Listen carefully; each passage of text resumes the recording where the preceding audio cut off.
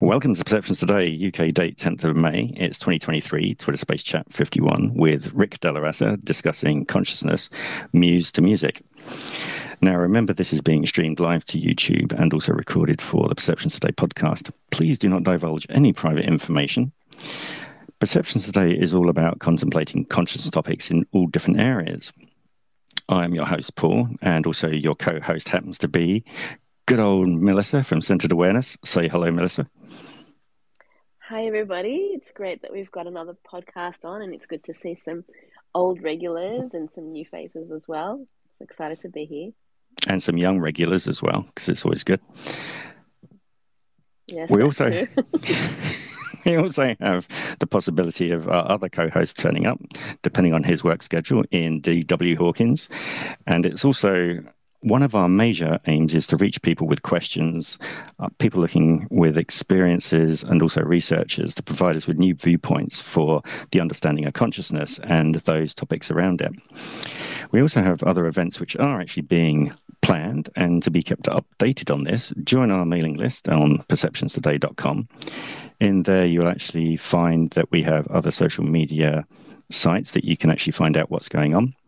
And in tradition, we do have a public service announcements for events that are turning up on the 16th of May, and these are all UK time, 7 p.m. Brandy Van, which is consciousness recognizing psychic abilities. Then on the 25th of May, again at 7 p.m., Diandrea, PhD, Taoism and Consciousness. Then in July is the 11th, which is Joshua Cutchin, and we'll be talking about souls and consciousness, which will be a very good set of events that are going on. There are more, as I said. If you like the content being discussed here, always worthwhile following the people that are in the room. I will also mention to you different podcasters, researchers who turn up at times, who have got new events on as well. And again, if you want to just be really involved in us trying to figure out what's going on with consciousness, feel free to pass us information, which is good. Now, a very quick bio before Rick DellaRatta would tell us more information about himself, and I will prompt him on to where it goes. He is an accomplished jazz pianist and composer. He's played around the world. He's also the founder of Jazz for Peace, which shows how the flow of him actually being guided by intuition and also events, but touches him in such a way that he wanted to do this. And he will go across and mention this in passing. And as I was saying to people before the actual event started, we're going to take it from how he started looking at consciousness or was interpreting it through music and through his life, and how certain key points in his life have actually made him aware of different ways of consciousness, whether it's come through books, paintings, art, or just the people he's met. So without further ado, I'd just like to hand you over to Rick DellaRatta.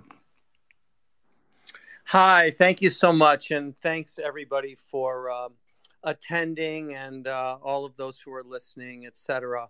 So my name is Rick DellaRatta, and I'm the founder of Jazz for Peace, but it was a long way getting from where I started out to starting Jazz for Peace, and then the journey along that path. And it kind of started out through a special kind of connection with the universe that I was finding through my own journey, learning through the piano. I had been a piano had been brought into the house, where I was growing up on Christmas, and I thought the person moving it was Santa Claus because I had been staying up trying to catch Santa Claus on Christmas Eve, and it seemed like a heavyset person. So that led me to start to try to figure it out on my own. And it took a while. I was very secretive, trying to learn it on my own.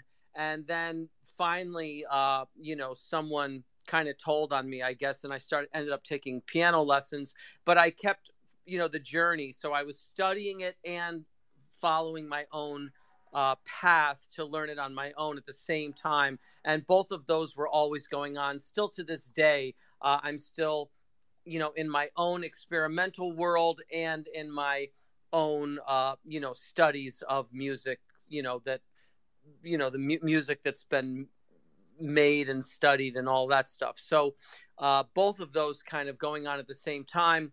That led me on a journey where I became a musician, traveled around the world, and realized what became very obvious to me was that music could cut through any boundary and basically break any barrier that existed amongst human beings, and had an incredible potential to solve our problems, heal our planet, bring people together in profoundly positive ways, et cetera, et cetera.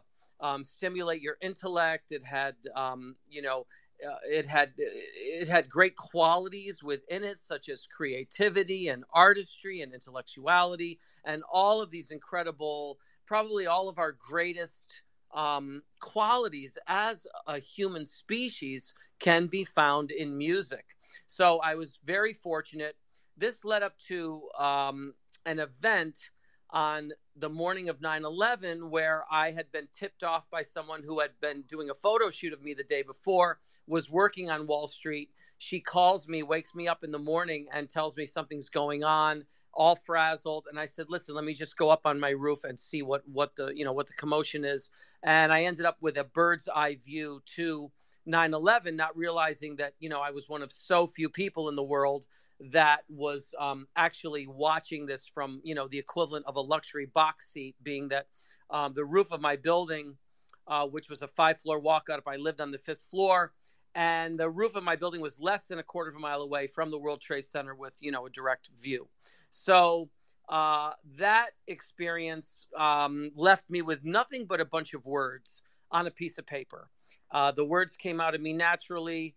I just wrote down the words that came out. I wasn't like struggling with a poem like a great poet maybe. They just all came out almost like giving birth. And I called the poem Jazz for Peace. And basically, I've been trying to live up to those words ever since, because those words basically reflected all that I had learned up to that point. And I just started trying to live up to the words, and one thing led to another and led to another. It started out by reading the poem at a jazz festival that I was headlining at, and which was attended by over 8,500 people. That led to a concert after that, another high-profile event where I had put the poem to music, and it came out in the the articles. DellaRatta starts out concert with Jazz for Peace. So that kind of launched Jazz for Peace just by, the fact that we started the concert with that and that the press wrote about it. Another kind of bizarre and amazing thing that happened was even before the concert, I was called for an interview, and the person asked me to read the Jazz for Peace poem, which got published in that article, but also just in back and forth talking with me, I just happened to say to him, honestly, if we were to just embrace our greatest qualities, such as creativity and artistry and humanity and intellectuality, we would have a better chance at avoiding the behavior that leads to destruction. And that sentence just came, he put the sentence in his article because I guess he was tape recording it. That sentence got lifted.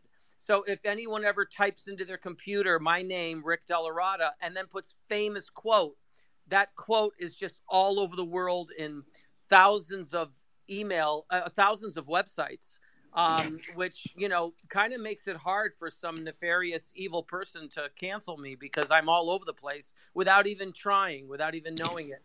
So just to dive deeper into that with you. Again?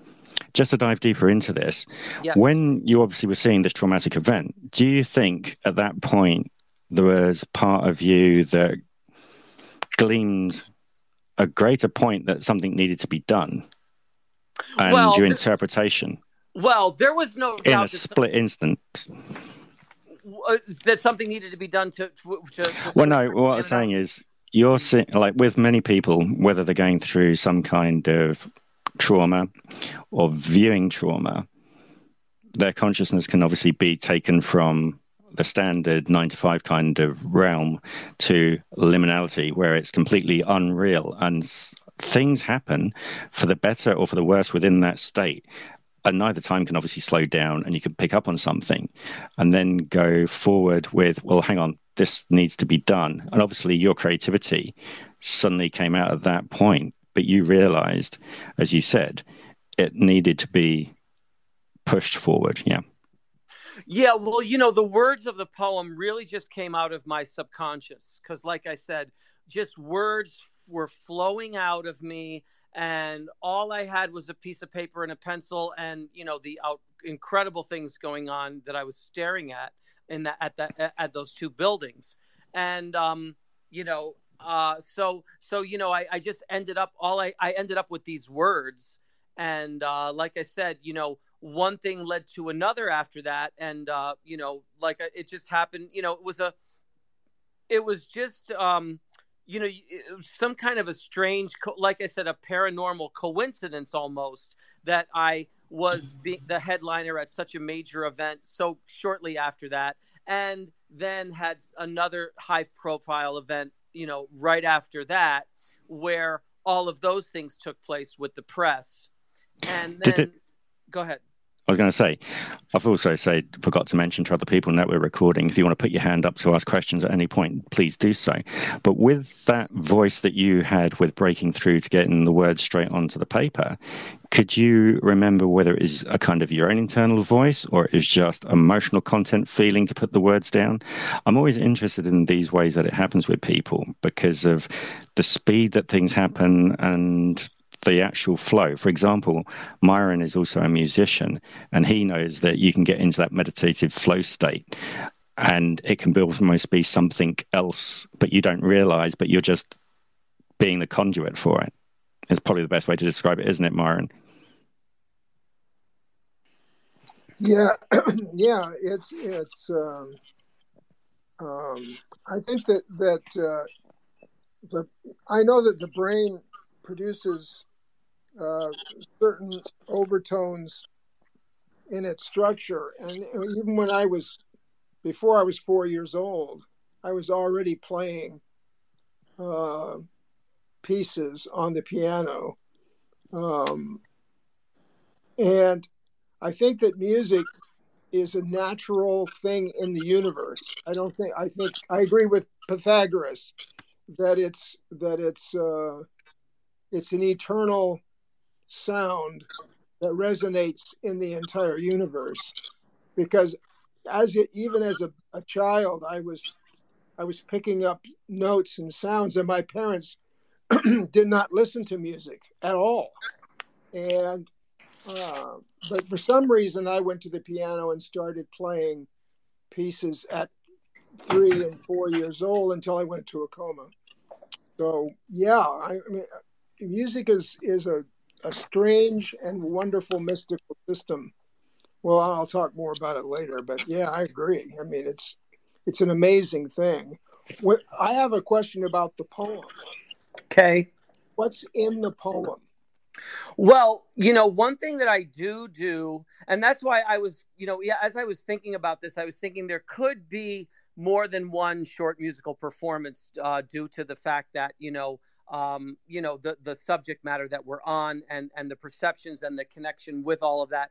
I could do something where I actually recite the poem and then, do a kind of a free improvisation underneath it, because, I've done that on a lot of podcasts. If you wanted, that would give you a chance to hear the poem and then also hear just some music that wouldn't sound like anything else I've ever played at any other time that I've recited this poem or any other time of anything, because again, it would be related to just my perception and whatever's, as a conduit is coming through me right now based on the conversation we're having, the time of day, the minute, the hour, the people that are listening, all that kind of stuff.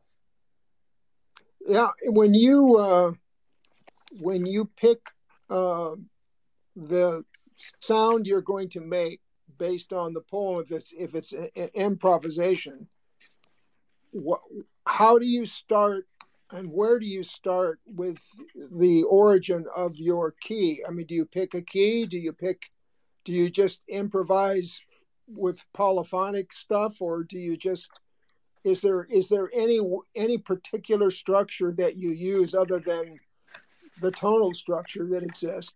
Well, because you don't have to use a tonal structure when you improvise. You can just improvise. The tonal structure is really there, but you don't need it. Well, good point. So, what I've been doing is, this story of this whole story of how Jazz for Peace started and what Jazz for Peace has accomplished has taken off in the podcast world. So, I mean, I've been on, I think it's something like 75 podcasts, over the past few months or whatever. I'm even on one later today from Alberta, Canada. And basically, what I'm doing is that because I'm using all of these to stand for certain rights that I'm very, very concerned about right now. And those are the rights, as the founder of Jazz for Peace, I'm concerned about things like freedom of speech. I'm concerned about journalist integrity and journalists being able to, report on whatever they see, no matter how unpopular it is. And I'm also concerned about things like the bombing of innocent civilians or innocent casualties of women and children, or, casualties of civilian casualties in wartime, all of which leads to this issue with Julian Assange. And so I've been calling these free improvisations Free JA.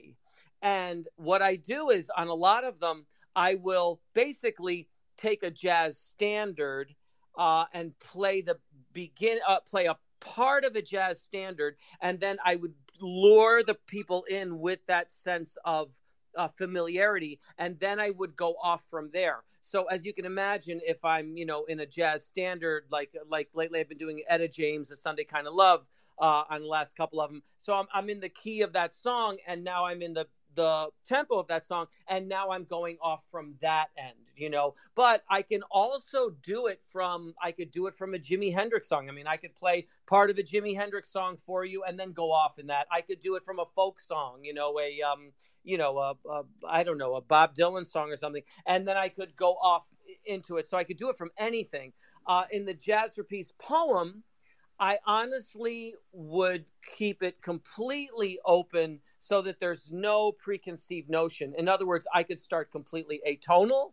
I could start with a triad. I could start in a key. I could stay in a key. It basically, in other words, it brings up your point about a conduit. I kind of allow the music to flow through me in a unique way that is totally unique to that space and time and person and all that stuff. So I mean, one possibility, if you wanted me to, I could recite the poem and then see what happens on the piano underneath that. I don't know. Well, the only reason I asked was people have been using, jazz musicians have been using any source, like Bill Evans. When you listen to Bill Evans, I'm sure you know who that is. Well, Bill, listen, just so you know, Bill Evans, bass player, played on the Jazz for Peace CD. That's cool. But anyway, I mean, when Bill plays, you get the melody, and that's about all you get. And then he improvises the rest of it, and then he wraps it up by playing the melody again. But that could be 8 minutes, 9, 10 minutes later. And especially when he does it live, because I've heard him live, and especially in the old days. And I remember Lester Young was talking. I don't know if you know who that is, but I know who everybody is. Don't worry. Okay. Well, Lester Young was saying that he had gotten a lot of his sound from Ravel, and because of the 9th chord to the 11th chords that Ravel had invented and used, because nobody was using 11th and 13th chords until these early jazz guys in the 50s started using them. Oscar Peterson, used Ravel's 11th and 13th chords a lot, but it was part of the integration of the emotion that he was trying to imbibe to the public or to himself, really. And In fact, there's one piece that he actually starts out and improvises on a Ravel piece. The whole first 32 bars are the actual Ravel piece, note for note, and then bam, he's gone. you know, Peterson, he's just gone. He's off somewhere else, and he's not even keeping the key structure. So and then he comes back to it to wrap it up about 8 or 9 or 10 minutes later. And when I was playing, when I was really young, after I came out of this coma that I was in, I would start. The funny thing that when you started saying that you wrote a poem, that there was a poem, it seems like that every time you put your hands on the keys, that those sounds are poetic. All right, that they are poems in themselves, without any words. Correct. The songs without words kind of thing. But besides the songs without words, just the fact that I put my hands on the key and I run around the keyboard, and I'm not particularly concerned about tonality. I just play, and I can do that for 8 or 9 hours, and the time's just gone. And so there's a kind of poetic message that's transcribed and I think vouchsafed to audiences or to people, because when they hear it, when I used to play in piano bars, they'd ask for a certain tune, and I would do what Bill Evans did. I would play the opening and then I would just improvise. But I think that gets to people. And so 2 things. 1, I'm interested in the poem. And 2, I'm interested in where you go tonally after you start with the melody that you pick. Whatever song you pick, has a structure. So you're going to use that structure to start the song, and then you're going to go wherever you go with it. You could just leave those keys completely, and you could even go to polytonality if you wanted to, since a lot of people did or does.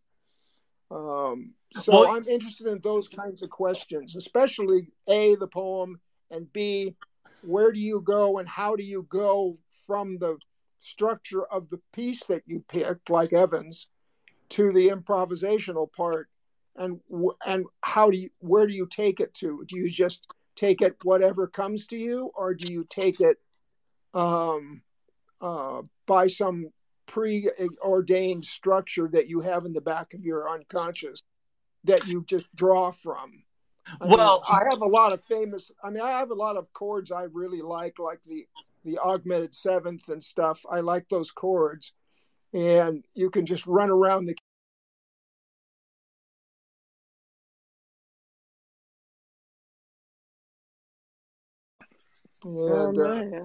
but that was due to a seizure. Yeah. Okay. And that finished off my hip and legs and my lower body.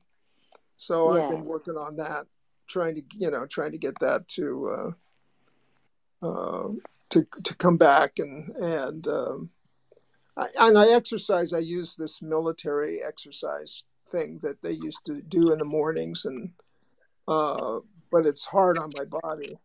I mean, when you're 80 years old, it's hard to recover. Yeah, okay, absolutely. I think I made it back on. Is everybody still back here? Yes, we're just bringing people back, which is good. I'm glad that you made it. Unfortunately, well, good thing it didn't go at the point where you were going to play something and recite your poem. It just went a bit crazy at my end, and then decided to boot me out, which was unfortunate.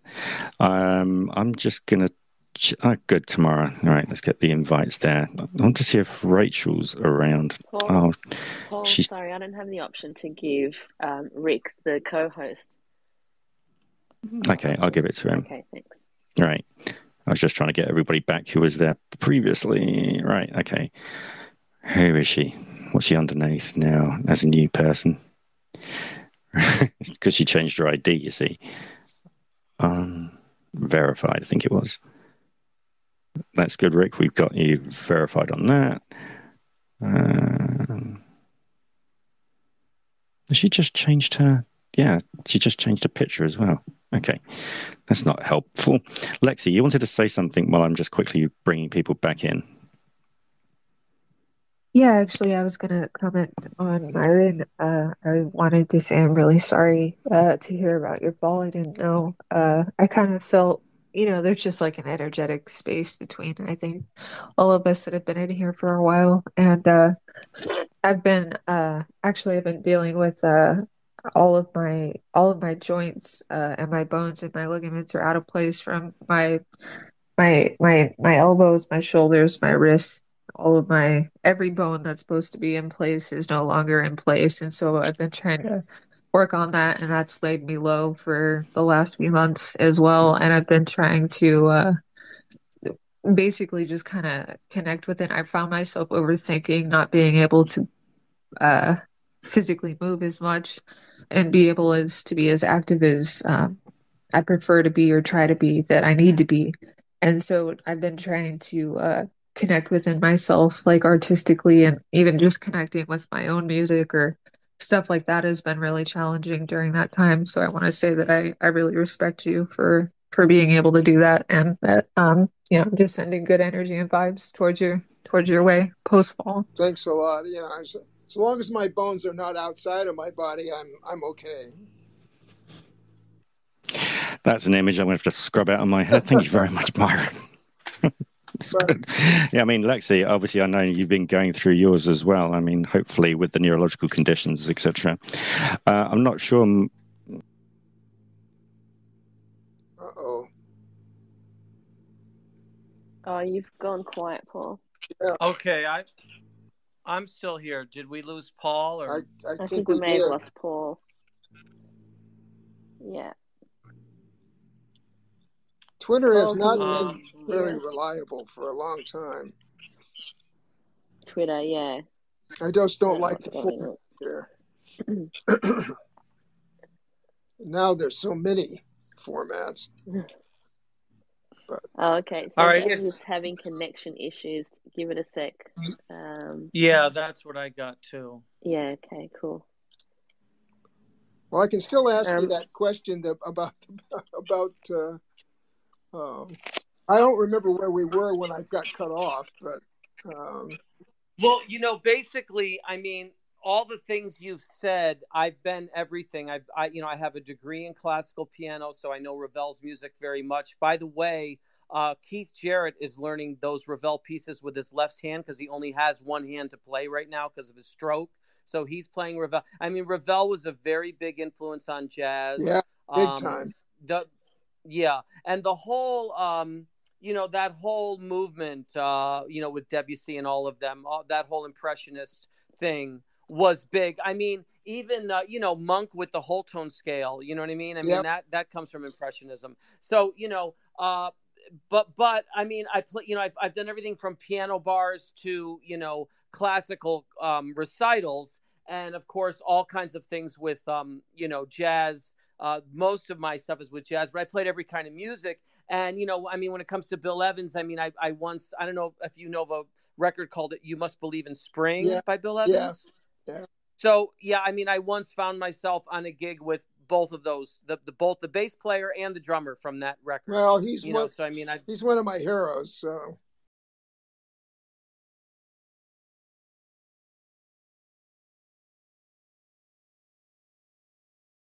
Done that a couple of times and looked at it, and strangeness, it sort of locked me in and out of places. Right, let's just make sure I'm recording, otherwise it'd be ridiculous.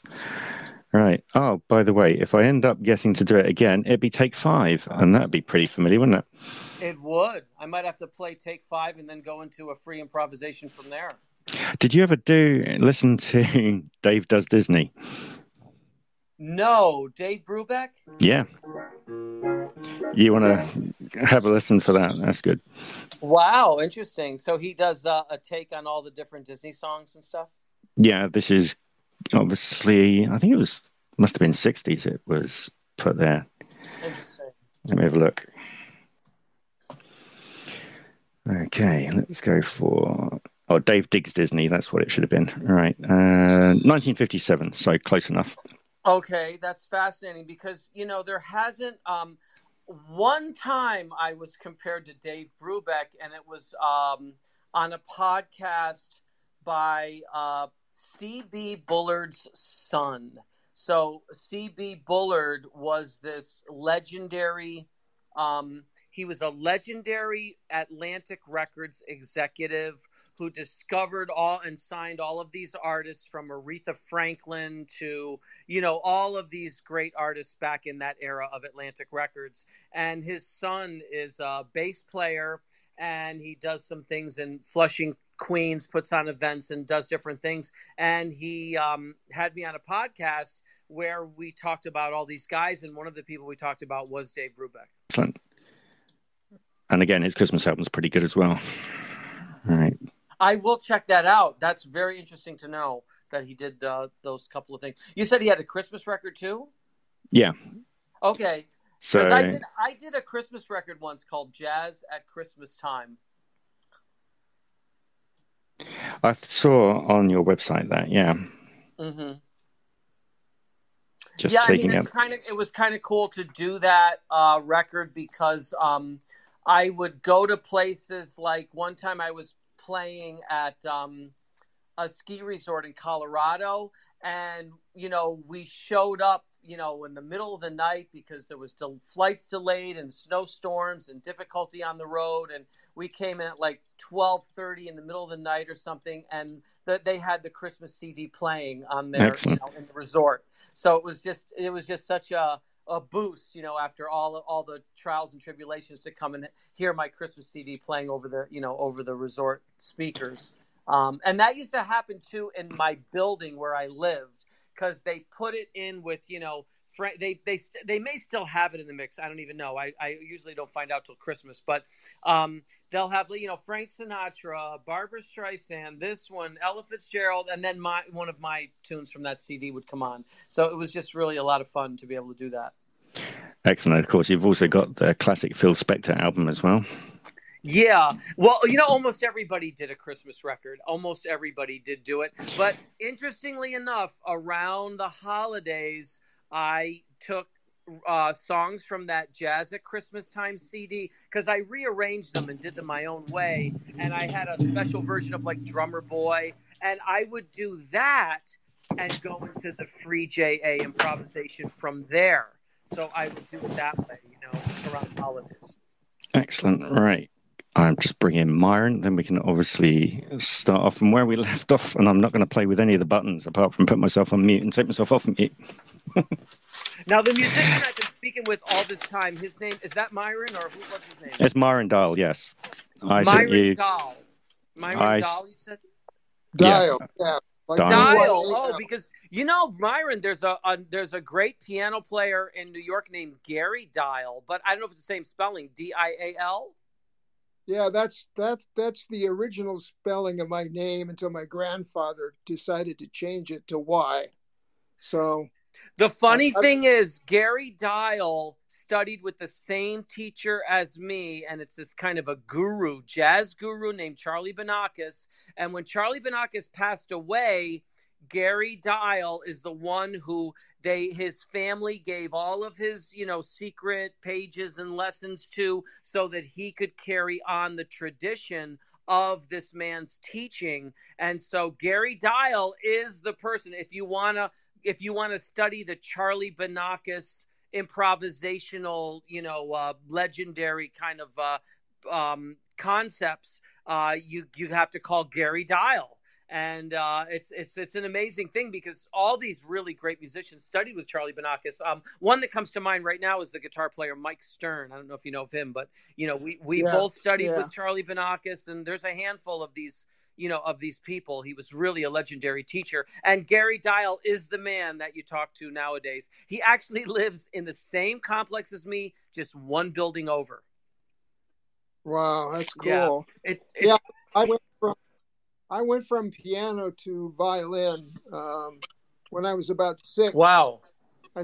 I started playing the violin and viola even though they have different, they have different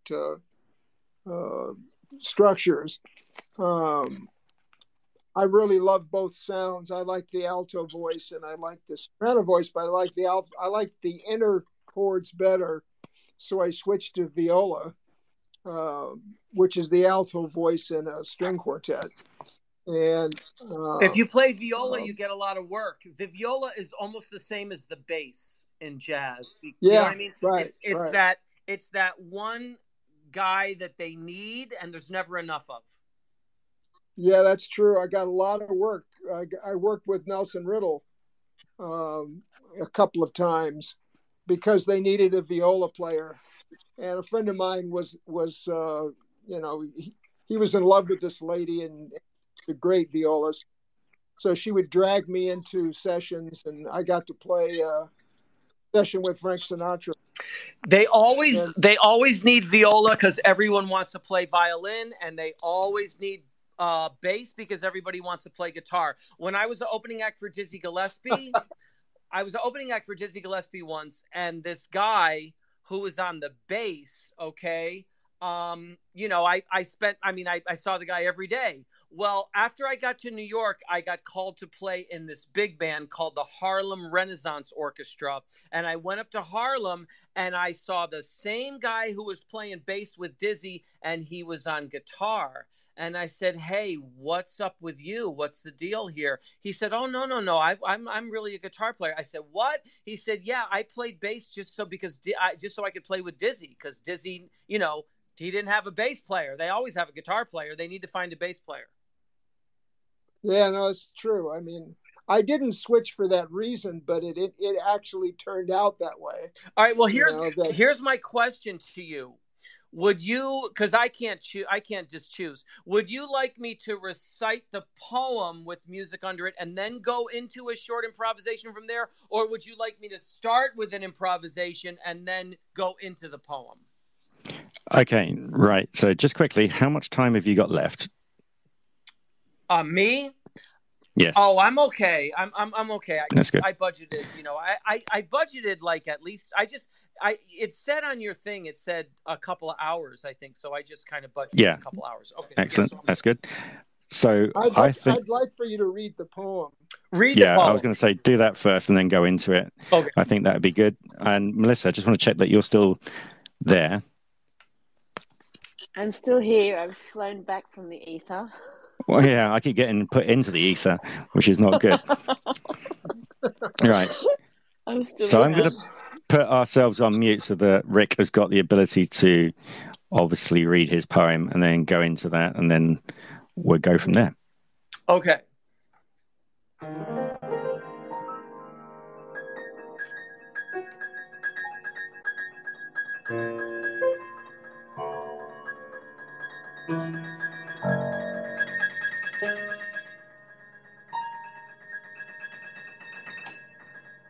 I hear jazz for peace.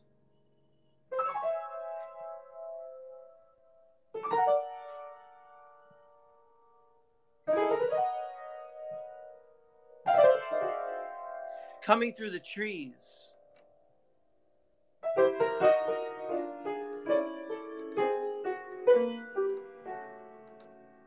And in my heart it fills me.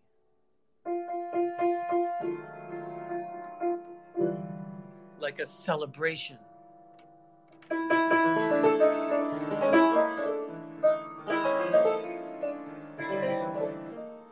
see the light. And I want to follow. Inspired by the past contributions of those that came before.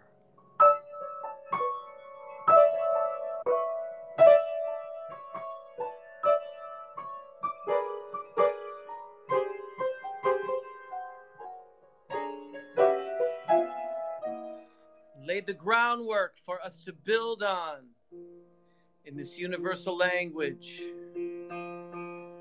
that is a gift for all mankind.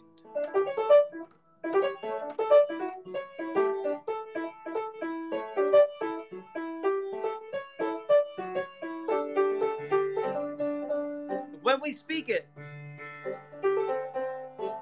people are enlightened.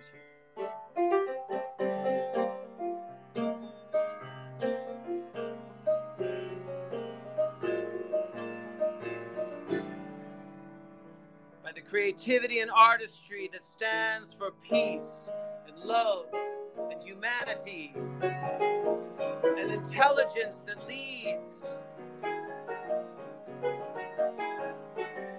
to reaching potential that we have in our soul, so we can raise our total conscience and see that the gift of giving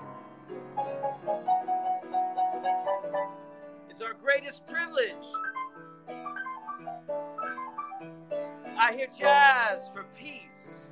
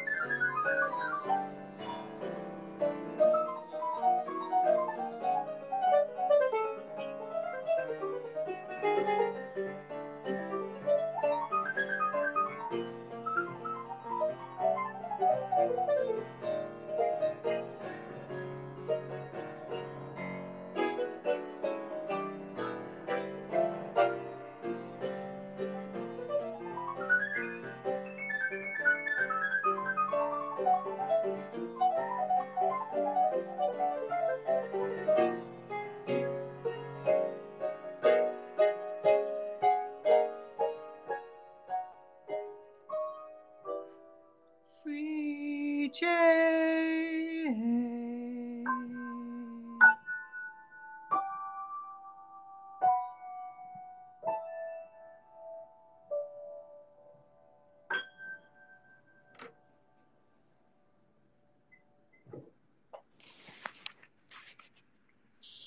That was cool. It was very nice. And the audio came over well, which was great. Okay, And then good. the sentiment. With the way that obviously you play and interpret, I'm just checking on where the audio was going at that point, whether it was me crackling up and whether I have to put a new rim in or not. You obviously, I'm not saying you're going to have to tell me how you do it. Do you kind of disconnect from your fingers and just let the brain think of the words and then everything else turns up? Yeah, I mean, I just kind of allow whatever, my fingers just kind of play themselves. I mean, that's kind of the idea. They just will play something that is unique to that moment. So it's not something that you could ever hear. I mean, whatever, I don't know what I played, but whatever I played, it's completely different than anything I ever played reciting that poem before.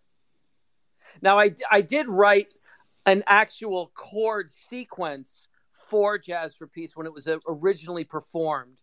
And there's a lot of concerts where I would use that specific chord sequence. But when I got into this free JA sort of concept, I just decided to freely improvise underneath the poem because everything, it was kind of, I was building up a kind of a large kind of a strength in numbers sort of thing with these free JA performances. By the time I got to the 37th performance of free JA, the New York Times came out released something that said, they were joining the movement to free Julian Assange. They had decided that it was absolutely necessary. And they also came on board with 5 other major news outlets, demanding for his release. And, now you've got a thing with Twitter where here we are on Twitter Space, and now you've got, some other people that are also demanding for his release, like Tucker Carlson joining Twitter. I believe Elon Musk, who now owns Twitter, is on board with this. And I think, there's a freedom of speech movement starting to take hold. And let's just see where all of this goes. But for me, I felt like, once you lose, it's very, very difficult to get a right back once you have lost it. So the best thing you can do is fight for that right and not lose it in the first place. If it's a right and you have it, don't let it get taken away from you. So yes. in the case of what you just did, the poem itself, that's copyrighted, right? Yes.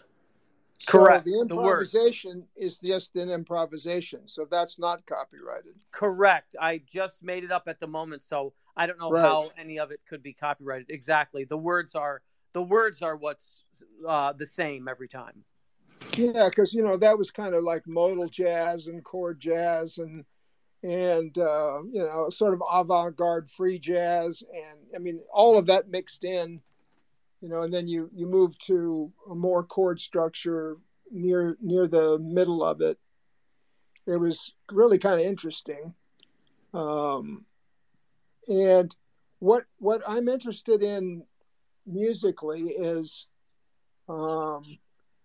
why we pick certain sounds, either spiritually or just by our brains picking them. I mean, like sometimes when I used to play the violin, play jazz violin, I would be improving on it, and I wouldn't even remember what I was doing. When it was done, it was, people would say, "Can you play that again?" And I would go, "I don't even know what I played." So I'm going to have to ask both of you, do you think it's a meditation form, a very quick, intense way of doing things, because you're being that taken away and touching something else which is providing you information to play? Oh, I'm sure it's true. Yeah, it is. Because this is where, obviously, it's key, kind of my area of real fascination is how we get information along those lines. And again, I've never asked Rick, have you got synesthesia, by the way? Have I have what? Do you have synesthesia where you can either, say, taste letters or see colors, or where you have combinations? Because lots of musicians will have synesthesia in different ways, and when they play notes, certain ones will appeal to them and certain ones won't, and it's one of the best ways that they've found to kind of create something that resonates with other people.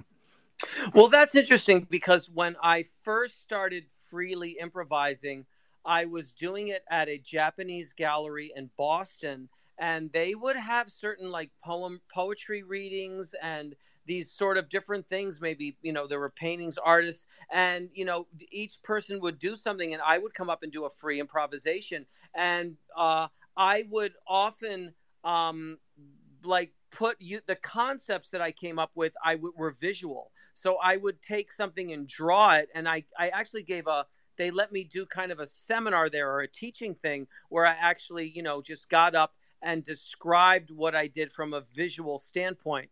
Another thing is, a lot of musicians are painters. I mean, Miles Davis and Tony Bennett are both examples, but they also paint. So also, Meyer is a sculptor as well. So this is always a good connection point. Melissa? Yeah. So I used to film weddings. I used to be a wedding videographer, and then I was creating show reels for dancers. And for me, music, like I'm a huge lover of music, and what I would do is, obviously I would film the footage first, but then before I would start editing, I would play the song and just sit back and listen to the song. And I could already see the footage being pieced together to the music, because for me, I always wanted to create an emotion or a build up with the song, and I would listen to the little effects that would be in the song, or where the build up in the song is coming, just to make the video a little bit more powerful. And for me, when I actually started to, like, I laid the music down first, and then I started to edit the footage. And to do the editing, I would after sit back and go, wow, how did I do that? And to me, to answer your question, Paul, I think it is a form of meditation, because you're not doing it, you're just feeling the music, you're creating alongside that. And it's hard to explain, because I would And look also back and think, recognition as well, because you're looking yeah, into a kind of future or a reality that you want it to be. And for example, like Meyer and Rick with music, they're coursing it into creation rather than trying to sit there and write it down as they're going along. The same with the way that you're viewing in your own head. You know, time is working differently within the mind compared to the outside the body routine. yeah, and you're not thinking about it. It's just coming to you. You're just feeling it. It's just coming to you. And I could sometimes be up from, like, I would do 12 hours of video editing, just straight from 7 o'clock at night till 7 in the morning. And I just remember not feeling tired, because it was just I was allowing the energy to flow through me freely. And it was like a form of meditation. And I remember I had to do 12 hours because it was only me. I was a one-man job. I was filming and editing, and people were demanding their wedding videos. So, but yeah, I would have the energy to just keep going, which was great. But yeah, so I used to look at it as a form of meditation. And when I'd look back and I think, I wanted to create that again, how did I do that? But it's, yeah. I don't think there's any doubt that art in any form creates its own energy field. Like when I'm doing a painting, I might come home from work and get home about 8 o'clock and be exhausted. And then I start working on a painting that I've been working on. And all of a sudden it's 2 a.m. and I'm full of energy, and I'm not tired. And the next day when I go to work, I'm not tired, and I haven't got any sleep. And that transposes into playing the piano too. I mean, like I would play. I'm sure Rick too. I would play all day. I would just improvise all day, or play through some songs or something. And but the improvisational part was so meditative that I would get up from the piano refreshed, no matter what I had done during the day as far as business was concerned. I mean, creativity, I think, is this. No, don't get me wrong. It's a kind of narcotic in the sense that it has positive effects.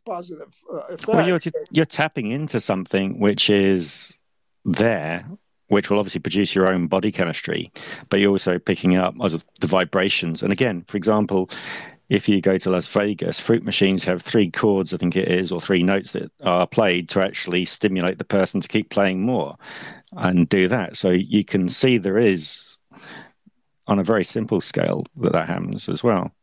Yeah, absolutely. So it's, yeah, I mean, I agree with everything that's been said. Rick, I have one more question about the poem, and that is, when you sat down to write the poem, did you write it at one time, or was it like dictated to you, or was it just something that you worked on until you got it right? The words kind of just came out, and I just started writing them on a paper. And then there was a melody that I had written for one of my Charlie Banakis lessons. And I had this melody that I had written for that lesson. And so what I did was I tried to fit the words into that melody, even though I never ended up using the melody, but I fit the words into the melody. And that's how I ended up with, then I just took the words out. It was almost like a stencil. I put the words to the melody, but then I took the melody off of it and then just recited the poem. Because the melody itself, you'd have to have a choir sing it. And maybe one day I will, but you would have to really have a choir sing the melody that I put the words to. And so that was why when I went down to the Savannah Jazz Festival, where I played with, Miles Davis, Chick Corea's drummer, Lenny White, and Bill Evans' bass player, Eddie Gomez. The three of us were headlining the Savannah Jazz Festival. And when I went down to that, I basically just recited the poem. And I knew that would probably get the best impact, just people hearing the words, after so close to after the actual event happened. And then, I used the chords, I believe, to that original Charlie Banakis, the melody I wrote for the Charlie Banakis lesson. I used those chords, I believe, to just recite the poem over those chords when I put it to music for what is now known as the first Jazz for Peace concert, which again was a concert that I had. We picked up, you'll probably know the Cuban saxophone player Paquito de Rivera. So we added him to the trio, and that was the quartet for what is now known as the first Jazz for Peace concert. Okay, so you kind of wrote the poem the way you would write music, in a sense. I guess you could say. I mean, I never really thought about it, but I guess you could say. I just remembered that here was 9/11. It had come, it had passed, and all I had to show for it was this poem, these words. And just to get a kind of timescale, it didn't sort of happen in 5 minutes, or did it happen over a number of days that you wrote the poem? No, it did happen. I believe it happened. Most of it just came out all at once, kind of. And in one sitting, in an hour or something. Yeah, and I believe that all of the words were written. Well, all of the words for sure were completed on that day. Excellent. The other thing I was going to ask you about, and again, we have to quickly put into the fact that in 2002, in September, you actually got the United Nations together with an actual music festival as well at the same time, which we'll go into that in a bit.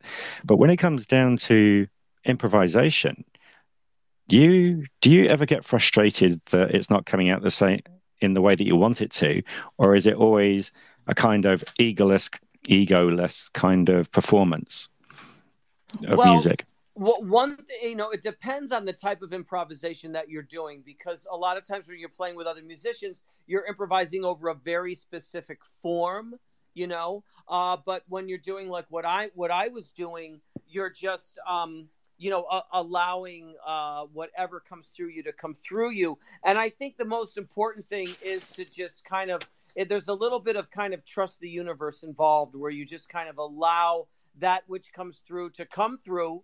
And whether or not you like it or not, or you even think is good or not, is kind of irrelevant. I would rather whatever comes through me come through me freely than I play something preconceived that might wow everyone. Yeah, if you listen to Earl Garner, the trio, you'll notice that Earl will play. He'll start something on the piano, and the drum and the drum and the bass, they're not doing anything, because he's not playing any structure that they can play against. So then all of a sudden, after he gets done with his playing around, which is really cool, then he gets right down to a chord structure, and then they're in.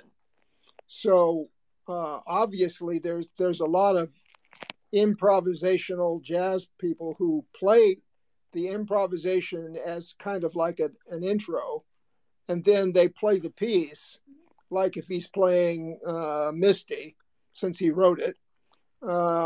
If he's playing Misty, he might have this preface to it that they can't use the rhythm, and the bass player certainly can't follow his chord structure. So as soon as he gets through with that, and that's usually like 2 minutes or something, sometimes a little longer, then all of a sudden he hits the chord of the downbeat of the first chord in Misty, that the way he wrote it, and even though he didn't read music. And then the bass player's playing, and the drummer's in, and they know him, and they played with him for years, and it's just kind of interesting. And there are a lot of guys who did that kind of improvisational thing without any structure underneath it, because there couldn't be any structure underneath it, because nobody could be following what they're doing. Like the opening that you just did. The opening of what you were just doing was amorphous and difficult to follow, but really nice for what you were doing. And then you got it. Then later on, I heard some direct chords, in there, and Right. those you could have played against. Now there is free-form jazz and anything goes. I mean, there is people that do that, but I don't know how successful that is to the human ear, but well, that's a good point. That's the point. That's the interesting point of, see, here's a weird thing. I don't know if you know the saxophone player Dave Liebman, who also played with Miles Davis at one point. Yeah, I know Liebman, yeah. Okay, so Dave Liebman played on my second CD called Thought Provoking, and we did some gigs together in New York City at a club called Sweet Basil. And he actually stayed at my place because he lived out in Stroudsburg, Pennsylvania. So he stayed overnight at my apartment, and then I stayed at my girlfriend's apartment in Midtown, that kind of thing, or Upper West Side. So anyway, we spent time together, and he had told me that, he thought it would be a great idea if I could continue or keep the free jazz style alive, to keep that flame burning, because there was a great movement of it in the 1960s, and there was a loft scene in New York City where all these guys played in these lofts. But see, here's the interesting thing. I've noticed that when I take something, now those guys just played, and I can do that, and I could do that here for you guys if you wanted to just see what that sounded like. It's up to you. But if you just do that, okay, it is more challenging to the ear to grasp onto and listen to, and it's risky. You know what I mean? I mean, we've all heard free improvisations where we were like, oh my God, get me out of here, and then we've heard magical moments where we were like, oh my God, this is the greatest thing ever, because it has that, there's so much of a, what did you say? There's so much of a space of which there's so high you can go, but also so low, anything can happen. You could crash and burn. But what I do in the instance for you, I took it through a poem. So I brought another element into it and then went free, or I led into it. And I also do the same thing with jazz standards. I'll sing, because I'm a singer, I'll sing like the second a short part of a jazz standard and then go into it. And I find when I do that I can hold, because some of these podcasters, that interview me, they don't have the capacity, they have very little, they've listened to very little jazz, and they're not jazz connoisseurs. And yet they would tell me after that they were, so enraptured by it. So I could tell I was able to use that to my advantage, to hold them, bring them in, and then hold them through the complexities of the free improvisation and all of the, all of the unknowns that even I was facing, having no idea what was going to come out. Yeah, I know that when I used to play piano bar, people would get pretty drunk, and I would be just fooling around with what I wanted to play, and and then somebody would sort of ask for something, and then I would go out of the improvisation I was doing and just start with the with the downbeat of that piece, whatever song they wanted to hear. And they listened for a while, and some of them listened for half the song, and and then they were just talking, and it was chaos. But I remember Dr. John. I'm sure you know who that is. Yeah. I was at a concert with Dr. John, and he was, he started out as a trumpet player, and he lost a finger, and so he changed to the piano, and he was talking about where he came up with his progressions, and of course, he comes from New Orleans, so his music was black influenced, and even though there's white jazz, as they call it, and then there's black jazz, so his is from the New Orleans Cajun sound, but a lot of it's improvised. Even on regular songs, he'll have something underneath what he's doing. You'll get the melody, but underneath it, those aren't chords that belong to the melody, but it doesn't seem to bother him. And but it's so rhythmically structured that the rhythm itself keeps you in the tune. It's like Thelonious Monk, you're in the tune because he keeps the rhythm going, and that keeps you listening no matter what he does with his right hand. He keeps you interested as a lay listener because of the rhythm that he uses with his left hand, and so you're in it and you can't get out of it. Even if you don't like it, you're still in it because of the rhythm that goes with it. And that rhythmic structure is primitive all the way back to Pythagoras. It goes all the way back to the very beginning of music. It's all structured on rhythm anyway. So if you put the rhythm, like when you were playing the introduction, there was almost no rhythm at all. It was sort of free flowing, polyphonic kind of music, and then all of a sudden, there was a rhythmic kind of sound that you added with the chords that you were playing. And I was wondering, is there a recording of this piece with a certain structure, or is there not a recording of it with a certain structure? There is a recording of Jazz for Peace with those chords from the Charlie Banakis melody, but without the Charlie Banakis melody. And that is because shortly after 9/11, maybe even a couple years later, someone that had played on my earlier CDs had a studio and called me down to check it out. Sorry. And him and a drummer happened to just be there, and he was like, hey, why don't we play something, check out the sound? And we were just doing a sound check, and he gave it to me. So it's a CD called Jazz for Peace, and that CD has mostly the musicians who played on the first Jazz for Peace concert. So it has a couple of pieces from there. Then it has some other pieces that were recorded live at Birdland. And then it has this one recording of the three of us.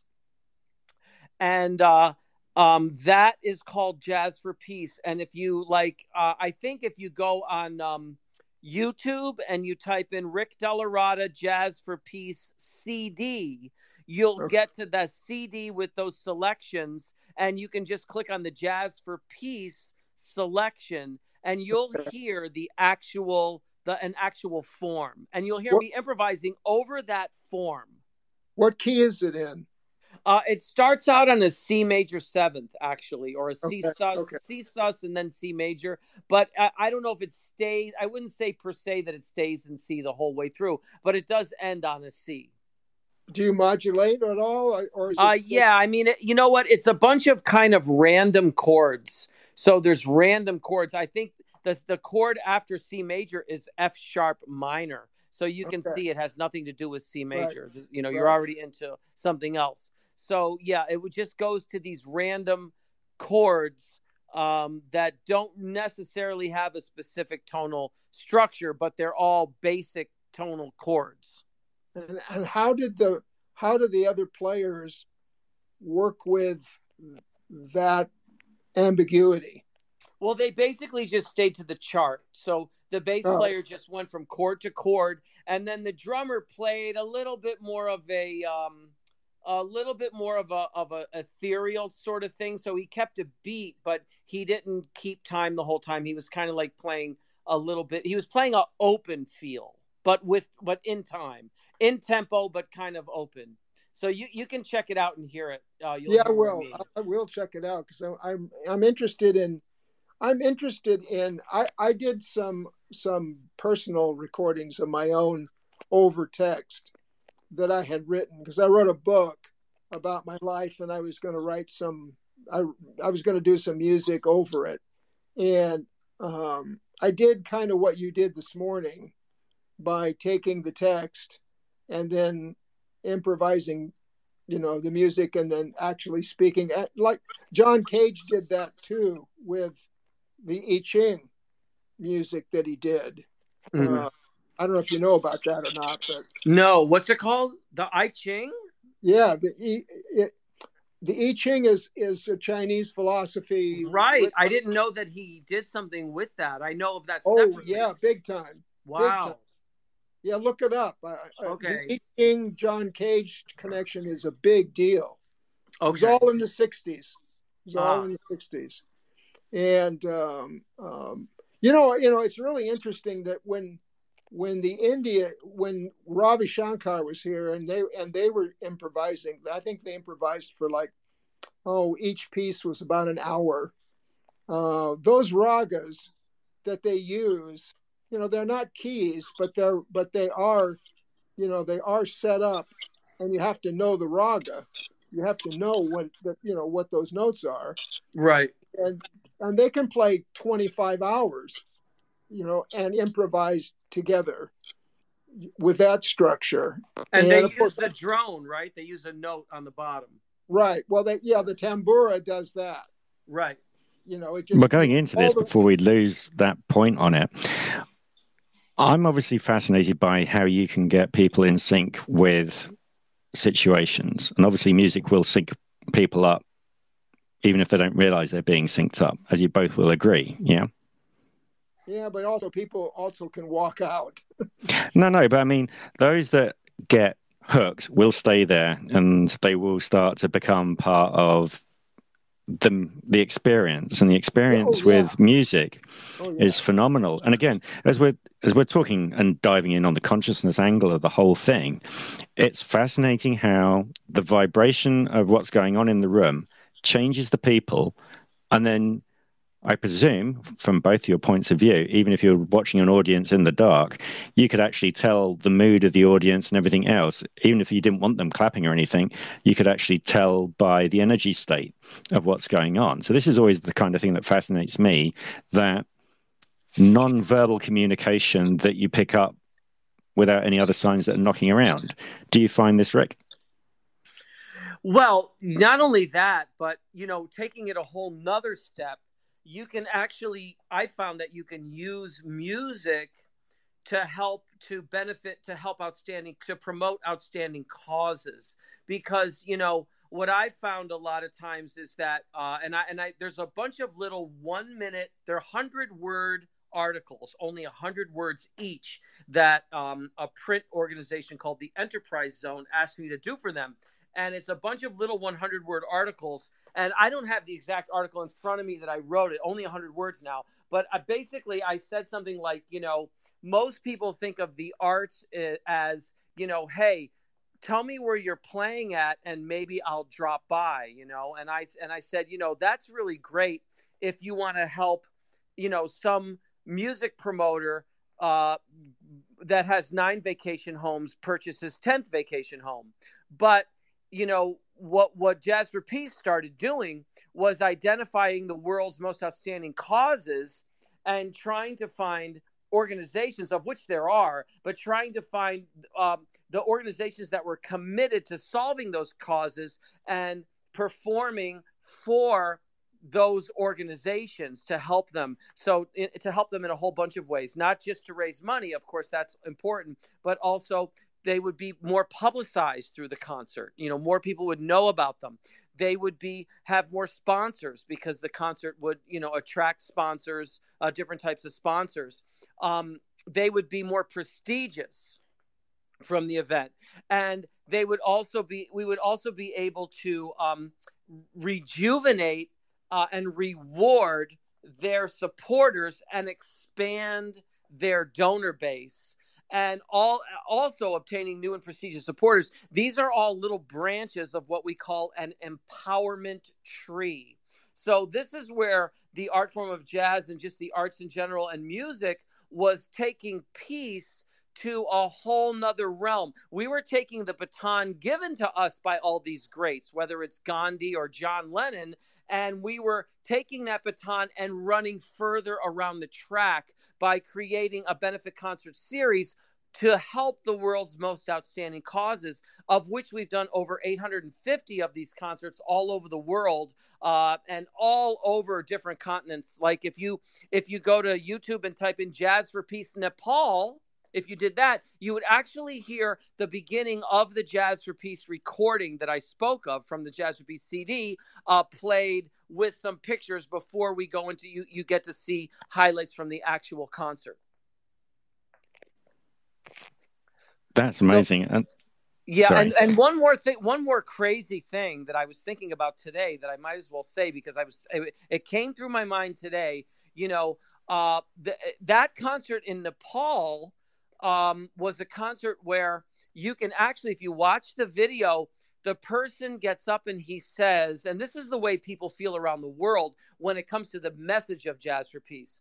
The person said, he got up and he said, if the entire world was allowed to vote for the president of the United States, Rick DellaRatta would win in a landslide. So not so much meaning me, but meaning what it is that I stand for. That's the America that the world would like to embrace. Someone, a benevolent, a benevolent superpower or whatever that is committed to helping our outstanding causes. And by doing that, helping those who are helping others, and thereby reaching all of the outreach that cause is trying to address. Definitely, because the whole thing is that should be treating everybody else in a good state as well. I was wondering if you had been involved with or know of any other projects who have been using, obviously, sound in a healing way. So, for example, taking orchestras to people who have, say, suffered from, say, post-traumatic stress disorder to see if that's helped with improvement over a period of time, because that would also be a fascinating one to take both yours, Rick's, and also Myron's point of view. I mean, I think you might be also, Melissa, be able to tell me if you've heard of anybody else that's been using a similar kind of bit as well as Tamara. I would love to promote an organization. See, that's the kind of person that we would want to make a recipient of our benefit concert series, an organization, because there's so much written information about the healing powers of music and how, they use music to heal people. I mean, it's the same thing with, now, how people will say, marijuana heals this or heals that. Music is like a medicine.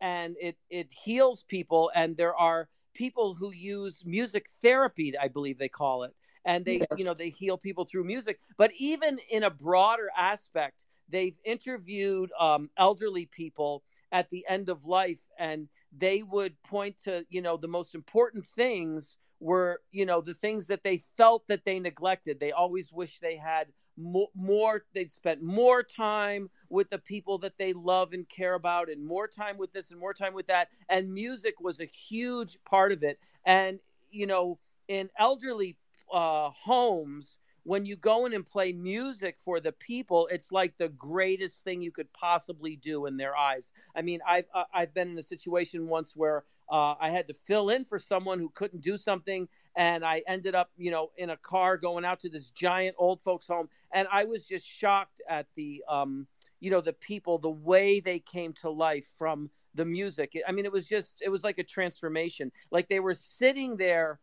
in, like, it's almost like you see on National Geographic, the butterfly. I mean, they're literally in a cocoon, and then all of a sudden their eyes just light up and they start like almost flying, Oh, definitely. I'm going to bring from the Melissa music. in a minute, but the other thing is, have you done much research into dementia and music? Well, I'm aware that I'm familiar with it. I haven't done research, but I'm very familiar with dementia because Because it's so prevalent. it pulls people, obviously, from a different part of their brain back into being more alive, engaged, and cognitive, as well as when people who've played musical instruments in a younger period suffer from dementia, might not actually play, but if they're put in front of a piano and then they start playing, then suddenly you see a completely different change again, which is another fascinating thing. And again, Myron, you've probably heard the same thing. And once you've responded, obviously, Melissa will come in. Yeah, Oliver Sacks wrote a whole book on the subject. So the brain and music, and one thing I'd like to add to what you said was when I was at Long Beach State, the Carpenters were there, and we were in a choir together, and we went to the VA on Wilshire, which is a place here for veterans. These were veterans from World War II and Korea that have never been released. They were behind cages, and our choir sang to them on the other side of the barrier, because these people had not been in touch with humanity since 1945 or 1950, and their brains were completely disheveled through whatever function. So we sang. There were 16 of us, and a piano player, and we sang for them. And when they first started looking at the girls, because we were told to wear robes, and because the females, these men hadn't seen any females for decades, and they go kind of wild. So they kind of went wild when they saw the women in the group. But when we started singing, and Karen started singing, Carpenter, they immediately quieted down.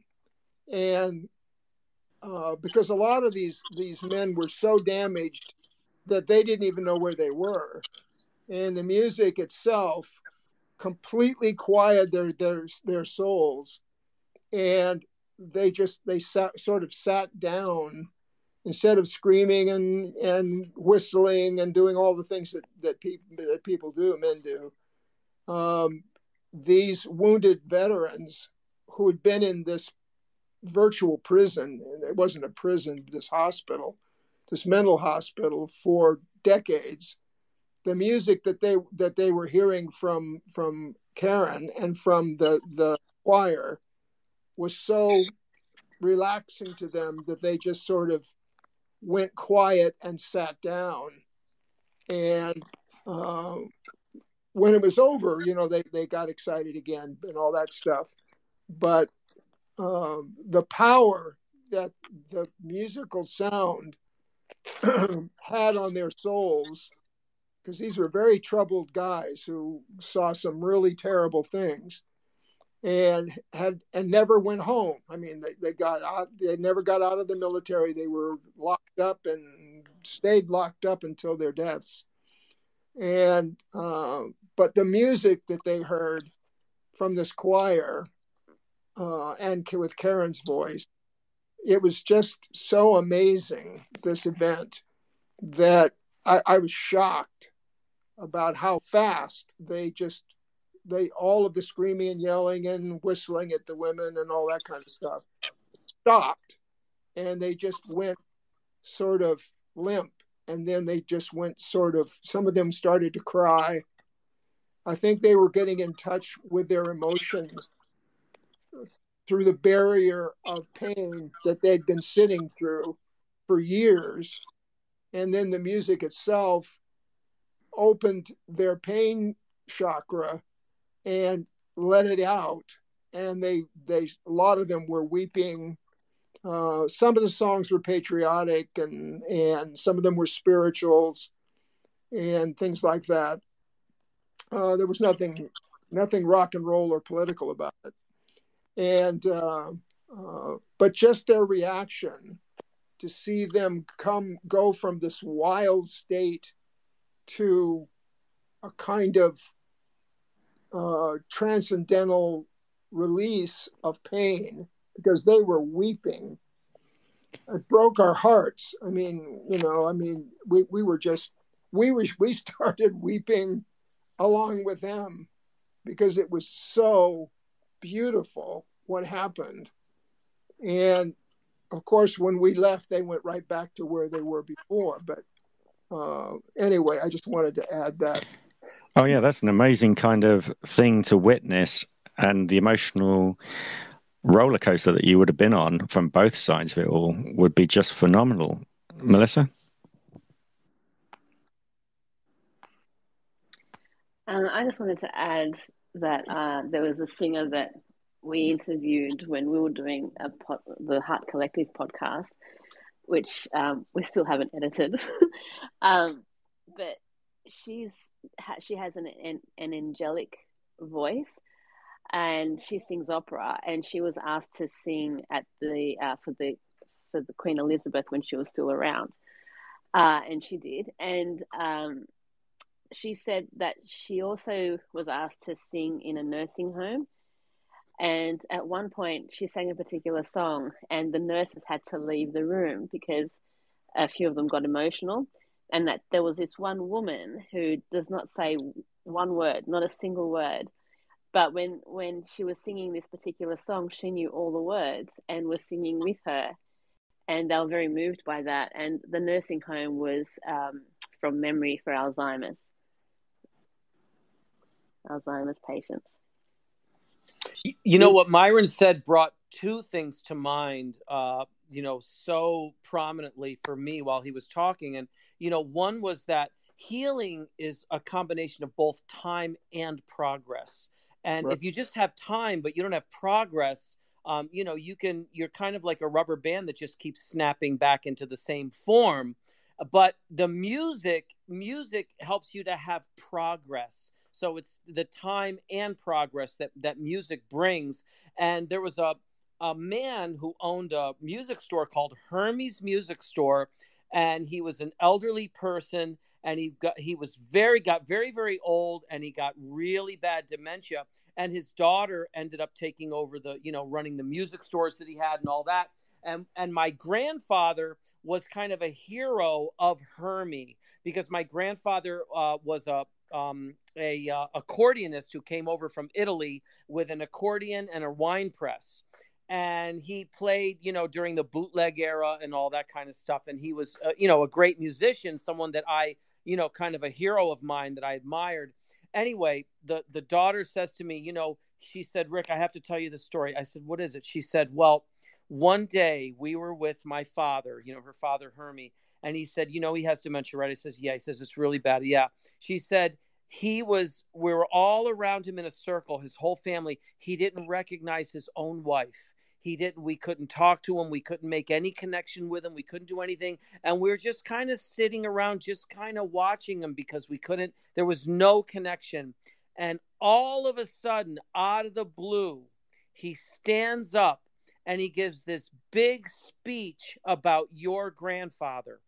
And I said, "Wow, what did he say?" He said, he just stands up and he said, that Peter DellaRatta was such a great musician and he could play any song in any key. And she said he spoke about your grandfather as if, you know, he knew every little morsel of, you know what I mean, every single little thing, and just said all of these things in incredible detail about your grandfather, and how much he admired him as a musician.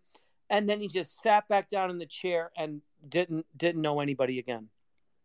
So another thing that's kind of wild was there is a movie, and I don't know if any of you remember it, from the 1970s. It wasn't a very popular movie, but it was kind of an independent film. It was called The Song of the Weeping Camel, and it took place in Tibet.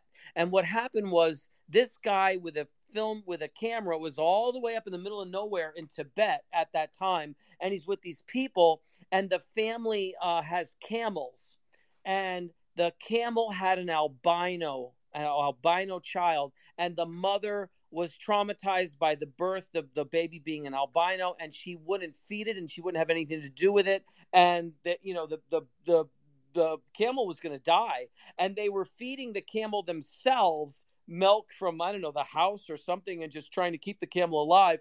And they were trying to figure out a way to get this baby and the mother back together, and the mother had no part of it, wanted no part of the albino camel that she had just given birth to.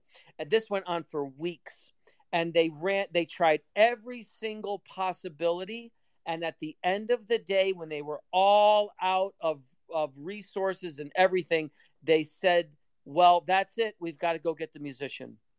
And they got on donkeys. They sent a couple people on donkeys, 2.5 days traveling on a donkey to go to the region where this musician lived. It was a musical healer.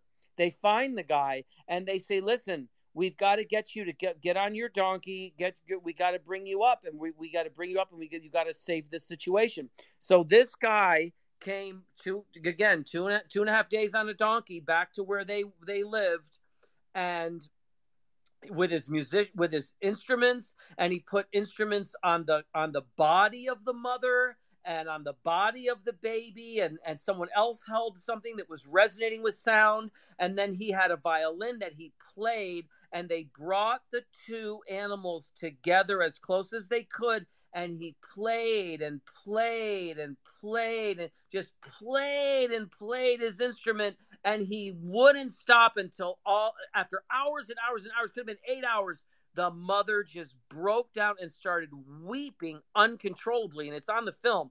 Absolute bawling, tears flying out of the eyes of this mother camel. And that was the end of it. She embraced the child, and she, with all of her love, and the whole thing was solved, which brings me to my big point, the big point in this whole thing. And that is, we are surrounded by problems, and not one of these geniuses, okay, whether it's Putin or it's Biden or it's Trump or it's Tucker Carlson or it's, this one or that one, not one of these people, okay, even the independent news agencies, the Jimmy Dores, not one of them ever even occurs to them that you're going to need the arts and culture to solve these problems, even though there's never been a point in time in the history of the world where you tried to solve problems without the arts and culture. Never happened before. And absolutely. Now they're trying to solve these cultures. You know what? These problems are going to be solved when they knock it off and say, we need the musician, just like those people did with that camel. And they come to Jazz for Peace because we can't even get a hold of these people. They don't even acknowledge, they only acknowledge that they exist. And they get deeper and deeper in to right now. We are in a massive problem with our climate, a massive problem with getting along with each other, a massive problem with resources. We're inches away from nuclear war. And until they come to their senses and bring the arts and culture into it, we won't be able to solve these problems. If you think about the 1960s, as if you think about a decade that was so bad, after all, JFK was assassinated, Martin Luther King was assassinated, RFK was assassinated, etc. All of the chaos of the Vietnam War, which I was involved in, and all of the civil rights movement and the women's rights movement and all that. But underneath all of the chaos above was this incredible structure of music that was presented by these gifted young guys and gals that kept the young people sort of optimistic. Even in the middle of their pessimism, they were sort of optimistic because they would listen to Crosby, Stills and Nash, or they would listen to Neil Young, or they would listen to whoever. And there was these positive messages. You don't hear that anymore. It's just not there. There's no optimism in the music. There's a lot of rhythm, but there's not a lot of optimism in the music or even mythology in the music. There was a lot of groups used mythology back in the 60s, and all of that helped, I think, help a whole generation to get through a decade that was just horrific. Can I just check with, obviously, Rick, how long have you got left? Well, how much? What do you guys need? Another like 20 minutes or so, right? I've got a couple of questions that I wanted to throw in there and just pick your brains, etc. Yeah. I was just going to let Myron finish, and then obviously we've been having a lot of issues with bouncing out because of the app, and I know Tamara's been bounced out, and if she wants to come up and ask a question, etc. Just want to make sure everything's going. And Melissa, how long have you got? I've probably got, say, 30 minutes. Excellent. That's good. Yeah. So, Myron, continue, and then I will bounce in with a couple of brain teasers that I would like to find out. Well, do you know who Olivier Messiaen is? Of course. I used to play his organ pieces. They're just amazing. Well, when the Nazis arrested him and put him in a death camp. Wow. And he wrote this piece called The Quartet for the End of Time. Right. Because he had a clarinetist, a violinist, a pianist. Anyway, he had a quartet, and he wrote this piece and it's based in Revelations. Mm. And the last movement is this ethereal, gorgeous violin solo.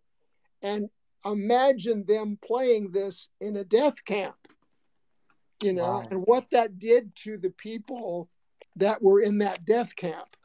I mean, they were all destined to go to the gas chamber. Oh and Messiaen wrote that piece, Quartet for the End of Time, and there are a lot of recordings of it. Mm. And so my point is that the same thing, when things are at their worst, if art is used constructively, then it changes everything. It changes the dynamic of your pain. It changes the dynamic of the situation. I mean, just remember when Martin Luther King made his speech, and then Elvis did this one piece at the end of his comeback special that he wrote, that he sang in memory of Martin Luther King. Right. And it became a mega hit, but he didn't write it for a mega hit. He loved Martin Luther King, and he sang that song that his manager did not want him to sing. Correct.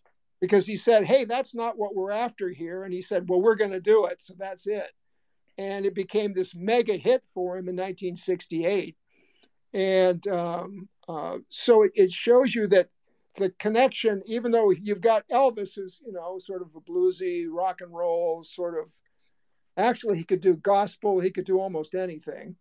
And then him singing alone on stage, that amazing piece he wrote that he sang about Martin Luther King, and how it affected everyone. So just to close my rant off, you have examples of music lifting people out of their pain. I mean, people were really, really, really hurting, during that time. And here Elvis goes on this special and lifts people out of it, and it's just an amazing power, and it saved my life. I mean, music sort of saved my life in a lot of ways, but that's a different story. Well, the day after the Elvis movie came out was, that came out, I was on a podcast, and what I did was I did a thing where I did kind of a I did something like, in the realm of John Coltrane meets Elvis, where I did a free improvisation in the jazz idiom, and I led into In the Ghetto, Elvis, Oh yeah. The Ghetto. Which again has another, has a humanitarian, theme to it. And that person titled that podcast, the title of the podcast is Rick DellaRatta, the Elvis of Jazz. So if you ever want to hear that, cool. And it's called Cut Talk Radio or something like that. And the title of the podcast is Rick DellaRatta, the Elvis of Jazz, mainly because you hear me do a Elvis. Yeah, I go jazz into Elvis Presley. So it's interesting that when there are people, there's these reaction videos, and these Black people have never heard of Elvis. They've seen these pictures of him, but they've never heard his music.